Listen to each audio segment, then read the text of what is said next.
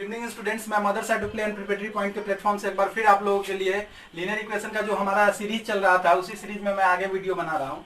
लेकिन class start करने से पहले कुछ अच्छी बातें बता रहे हैं कि हम लोग बहुत जल्दी कोरोना आ गया है तो थक के बैठ जाते हैं, काम पढ़ाई नहीं कर रहे हैं, सबको लग रहा है लॉकडाउन है तो पढ़ाई में भी लॉकडाउन है।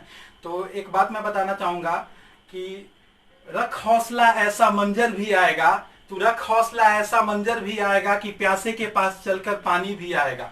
तू थक कर मत बैठ मेरे मंजिल के मुसाफिर, तुझे मंजिल भी मिलेगी और मंजिल मिलने का मजा भी आएगा। तो इन्हीं अच्छी बातों के साथ हम अपने क्लास को स्टार्ट करते हैं। हम जैसा कि हमारा टॉपिक चल रहा था लीनियर इक्वेशन, तो लीनियर इक्वेशन में मैंने बहुत सारे प्रॉब्लम्स बताए, लेकिन एक एज वाला प्रॉब्लम शायद मैंने करवाया नहीं था। शायद आप लोग ट्राई किए होंगे तो शायद आप लोग से बन भी गया होगा। तो वही प्रॉब्लम मैं आगे समझाता हूँ कि आप ही के बुक का एक एग्जाम्पल है। एग्जाम्पल नंबर आपके बुक का एग्जाम्पल नंबर 8 है, आपके बुक 7 है, आपके बुक का एनसीईआरटी का example number 7, page number 25। Question बोल रहा है students, the present age of Sahil mother is 3 times the present age of Sahil. मतलब क्वेश्चन में बोल रहा है कि साहिल का जो एज है, साहिल की जो उम्र है, उसके प्रेजेंट एज में साहिल की जो का एज है वो उसके मदर के एज के 3 गुना, मतलब उसकी मदर का एज उस टाइम 3 गुना है साहिल के एज से। और after 5 years their age will be add to 66 years। और 5 साल के बाद उन दोनों के एज को ऐड करते हैं तो उनका सम 66 ईयर हो जाता है। तो बोल रहा है कि फाइंड देयर प्रेजेंट एज। तो उन दोनों का वर्तमान एज निकालने के लिए क्या कि अभी प्रेजेंट में उनका एज कितना है। तो कुछ नहीं करना है स्टूडेंट्स, जैसा कि हम लोग के क्वेश्चन में दिया हुआ है कि the present age of Sahil mother is 3 times the present age of Sahil. तो मेरे पास सब कुछ अननोन है, कुछ पता नहीं है, तो हम लोग क्या करेंगे, सबसे पहले साहिल का प्रेजेंट एज मान लेंगे। तो साहिल का यहाँ पे प्रेजेंट एज मान लिए क्या, x ईयर्स। हमको पता नहीं कि साहिल का एज कितना है, तो हम मान लिए कि let Sahil present age is x years. तो साहिल का प्रेजेंट एज x ईयर मान लिए। तो प्रेजेंट एज जैसे कि साहिल आज के दिन अगर x साल का है तो बोल रहा है कि उसकी मदर उससे 3 गुना बड़ी है, 3 गुना बड़ी है। तो साहिल जैसे ही x साल का होगा, तो इस बॉक्स को देखिए, इस बॉक्स में मैं समझाने की कोशिश कर रहा हूँ कि साहिल का एज अगर आज के दिन x साल होगा तो इसकी माँ का एज 3x होगा। मतलब अगर आज साहिल 10 साल का होगा तो इसकी माँ का एज 3 गुना है तो 30 साल होना चाहिए। तो वही चीज लिखी हुई है कि हमको वो फिक्स वैल्यू लेना नहीं है, हमको सॉल्व करना है। तो मैं वेरिएबल के रूप में माना कि साहिल का प्रेजेंटेज x ईयर है तो उसकी मदर का एज 3x ईयर्स हो गया। और आफ्टर 5 ईयर, 5 साल के बाद जैसे कि आप अभी 10 साल के हैं तो आपका 5 साल के बाद एज कितना हो जाएगा, जितना प्रेजेंटेज है उसमें 5 ऐड कर दीजिए। तो साहिल का प्रेजेंटेज कितना है, x ईयर है, तो उसमें हम 5 ऐड कर दिए तो 5 साल के बाद साहिल का एज हमको पता चल गया।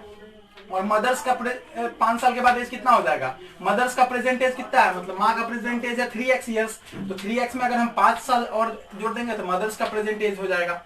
और बोल रहा है क्या कि इन दोनों का सम 5 साल के बाद दोनों का सम जो होता है वो 66 के इक्वल है। तो इन दोनों का सम मतलब 5 साल के बाद साहिल का एज x प्लस 5 ईयर्स है, मदर्स का एज 3x प्लस 5 ईयर्स है।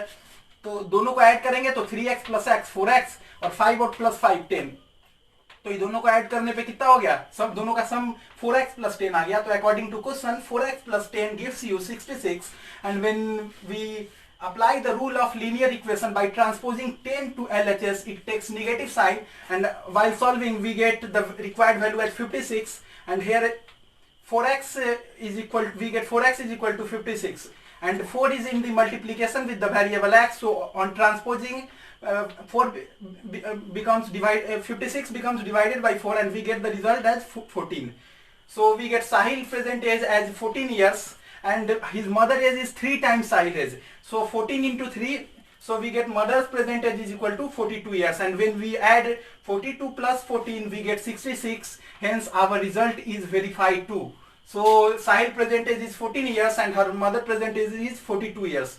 So स्टूडेंट मैंने कुछ ज्यादा नहीं किया, मैं एक बार फिर से आपको बताता हूँ कि इन दोनों का 5 साल के बाद जो एज है, 5 साल के बाद एज को ऐड करने पे 4x प्लस 10 आया। 4x प्लस 10 जैसे ही आया तो इन दोनों का प्रेजेंट एज का सम जो है वो 66 के इक्वल है, तो वही 66 दे दिया। और इनका इसको सॉल्व करना तो आपको 50 बार बता चुका हूं मैं कि अगर इधर प्लस साइन हो तो राइट हैंड साइड जाएगा तो वो माइनस हो जाएगा। तो 66 में से माइनस इधर लाके करेंगे तो वो 56 हो गया। और 4x x वेरिएबल है तो इधर न्यूमेरिकल को लाएंगे तो 4x के साथ मल्टीप्लीकेशन में है, तो मल्टीप्लीकेशन में जैसे ही है तो ये x जैसे ही इधर आएगा तो क्या हो जाएगा, डिवाइड में हो जाएगा। तो 56 अपॉन 4 ये वैल्यू देगा आपको 14। तो ये 14x हम क्या माने थे, साहिल का प्रेजेंटेज माने थे x। तो जैसे ही साहिल का प्रेजेंटेज x माने थे तो x का वैल्यू 14 ईयर्स हो गया। और मदर्स जो माँ का एज है वो साहिल के एज के 3 गुना है प्रेजेंट में आज के दिन। तो आज के दिन साहिल का एज अगर 14 साल है तो मदर का एज कितना हो जाएगा 14 गुने 3, 3x is equal to 3 into 14, तो 42 साल। और इन दोनों को जोड़िएगा 42 प्लस 14 तो 66 भी आएगा। जो दिया हुआ कंडीशन है उसको भी वेरीफाई कर रहा है। तो आप आंसर निकालने के बाद वेरीफाई भी हो गया कि आपका जो आंसर निकला हुआ है वो सही है। सो यही प्रॉब्लम था स्टूडेंट्स। फिर से एक और प्रॉब्लम, इसके बाद एक और प्रॉब्लम देखते हैं क्वाइन वाला तब तक। तो स्टूडेंट्स हम लोग एक एज प्रॉब्लम देखें और उस दिन एक और स्पेशल टाइप का प्रॉब्लम जो रह गया था जो हम लोग नहीं कर पाए थे वो था डेनोमिनेशन टाइप का प्रॉब्लम, मतलब क्वाइन वाला प्रॉब्लम, सिक्का वाला प्रॉब्लम होता है कि अगर इसके पास एक 5 रुपया का इतना सिक्का होगा, 2 रुपया का इतना सिक्का होगा, इस तरह का बेस वाला प्रॉब्लम रहता है। तो आपके बुक का ही एग्जाम्पल है, क्योंकि एग्जाम्पल एनसीईआरटी का बहुत अच्छा रहता है। वही एग्जाम्पल मैं एग्जाम्पल नंबर 8 उठा रहा हूँ, वही समझाने की आप लोगों को कोशिश कर रहा हूँ। क्वाइन वाला प्रॉब्लम स्टार्ट होने से पहले एक चीज आप लोग जान लीजिए कि ये तो आप लोगों को वैसे भी पता होगा कि 1 रुपीज इज इक्वल टू 100 पैसा होता है। ये चीज तो बताने की शायद जरूरत भी नहीं होगी। 1 रुपीज इज इक्वल टू 100 पैसा होता है, ये बेसिक सी बात है। तो क्वेश्चन मैं एक बार रीड आउट कर रहा हूँ। आप लोग बुक का वीडियो देखते टाइम बुक का पेज नंबर 26 को लिएगा एनसीईआरटी का, वही क्वेश्चन मैं पढ़ रहा हूँ कि Bansi has 3 times as many 2 rupees coins as he has 5 rupees coin.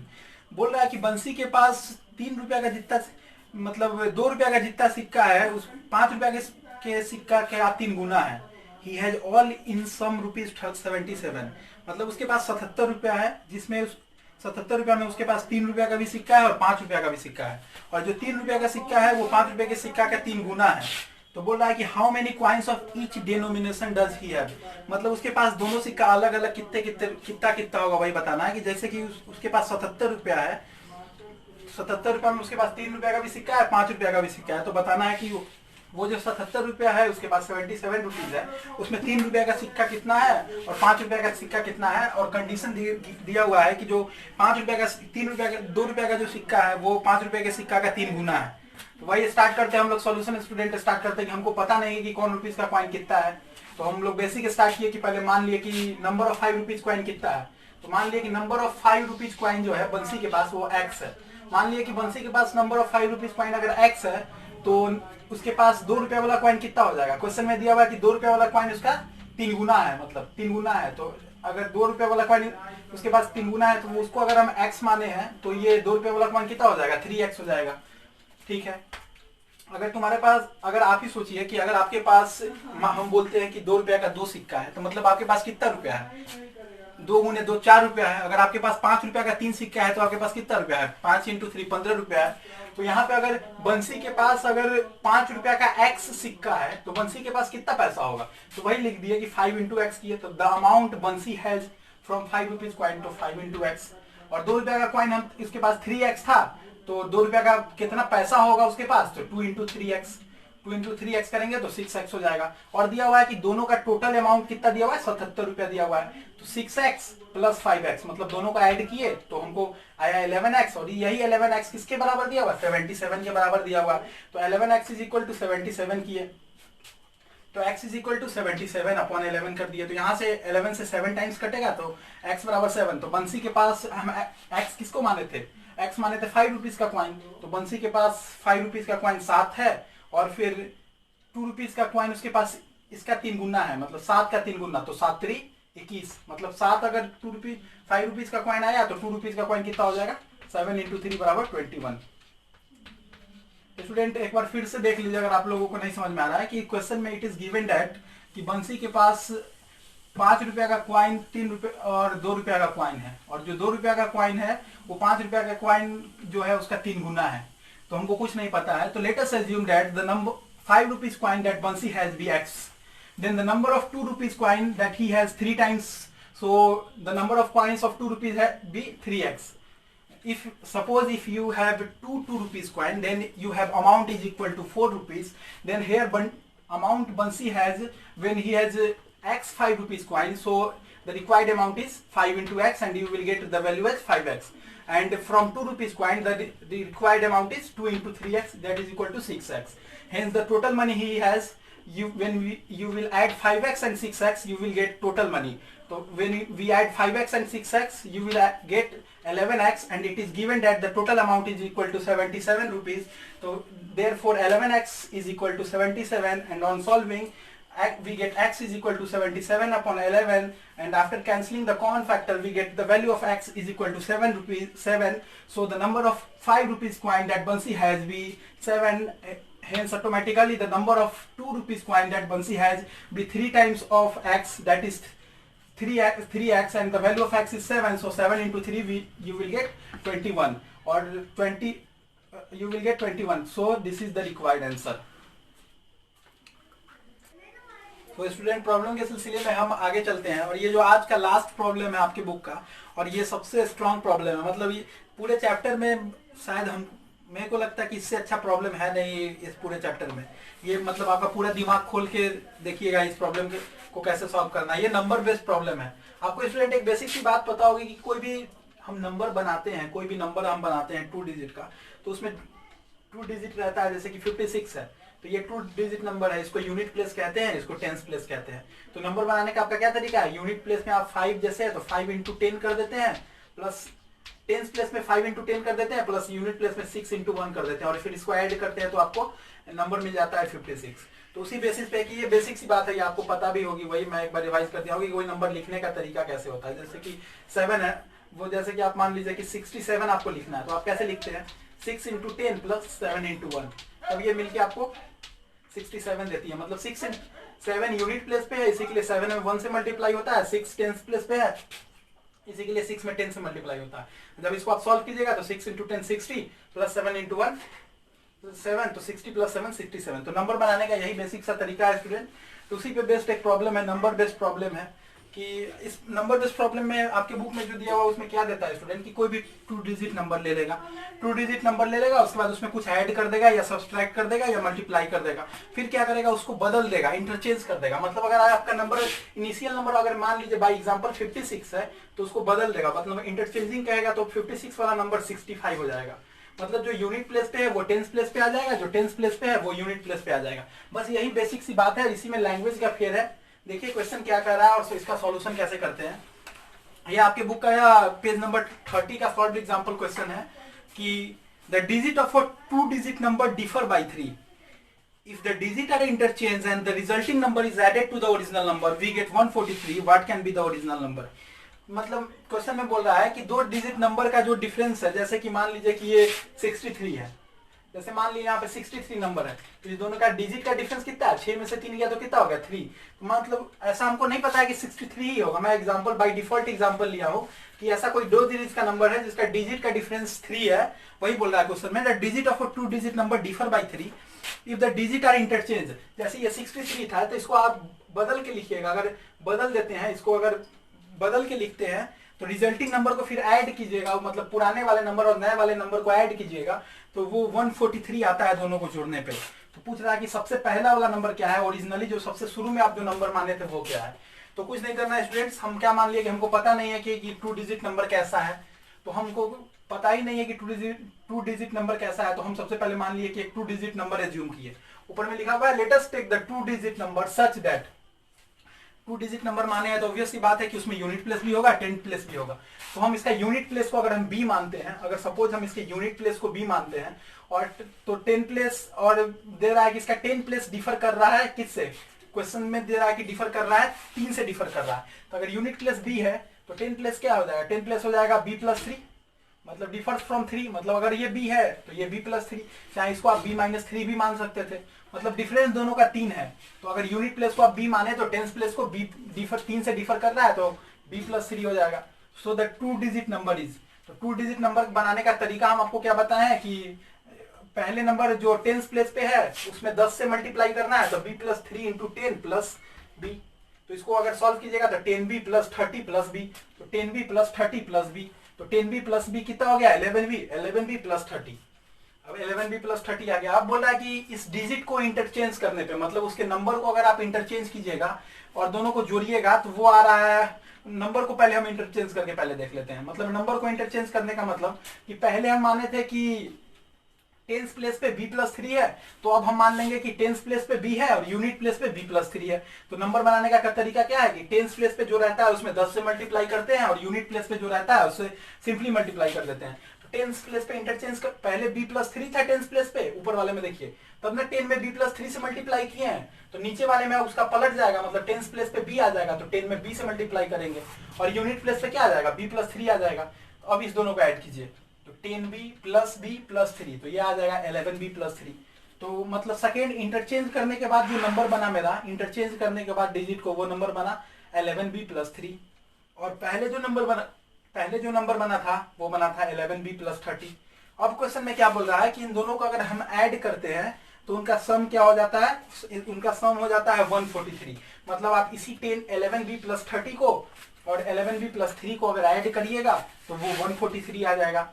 वही हम इसी प्रोसेस में आगे मतलब करते हैं कि अगर इसको और इसको अगर आप इक्वेशन 1 मानते हैं और इसको अगर इक्वेशन 2 मानते हैं, तो इन दोनों को अगर जैसे ही ऐड कीजिएगा तो आपको 143 आएगा। एक बार देखिए, मैं इसको रफ वर्क करूंगा, पहले इतना आप देख लीजिए एक बार फिर से कि आपको कहां पे प्रॉब्लम हो रही है। मैं एक बार फिर से बता देता हूं कि let us take the 2 digit number such that the digit in the unit place be B and the digit in the tens place differs by 3. So if we assume the unit place be b, then the tens place will automatically written as b + c. So the required number formed is, we multiply the tens place by 10 and add unit place and multiply it by 1. So b + 3 into 10 + b. When we multiply these all result, we get 10 into b 10b + 3 into 10 30 + b, 10b + 30 + b, 10b + b, it gives 11b + 30. And according to question, when we interchange the digit, the resulting 2 digit number will be, the term interchanging means the unit place becomes tens place and the tens place becomes unit place. So the required number here will be 10 into b plus b + 3 into 1, and when we solve further we get 10b + b + 3. So 10b + b, 11b + 3, and if we suppose this equation as equation 1 and this equation as equation 2, on adding these all two equations, then from according to question, these two equation gives a sum of 143. हाँ, तो बस बता देते कि हमारे यहाँ पे दो नंबर का इक्वेशन फॉर्म हुआ। यहाँ पे पहला इक्वेशन 11b + 30, दूसरा इक्वेशन हमारा बना 11b + 3। तो पहला इक्वेशन जब 11b + 30 बना, दूसरा इक्वेशन 11b + 3 बना, तो अब क्या बोल रहा है कि इन दोनों इक्वेशन को ऐड करने पे हमको 143 देना है। तो हम क्या कर रहे हैं, इक्वेशन 1 और इक्वेशन 2 को ऐड कर रहे हैं। तो इक्वेशन 1 को ऐड करेंगे तो 11b + 30, इक्वेशन 2 को ऐड करेंगे तो 11b + 3, तो 11b + 11b, 22b + 30 + 3 33, तो 22b + 33, 22b + 33 बोल रहा है अकॉर्डिंग टू क्वेश्चन, इसका सम कितना दिया हुआ है 143। तो 22b + 33 गिव्स 143। तो 33 अगर आप ट्रांसपोज करके एनालिसिस में लाइएगा तो प्लस है, तो इधर आएगा तो माइनस में हो जाएगा। तो 143 - 33 इट गिव्स 110।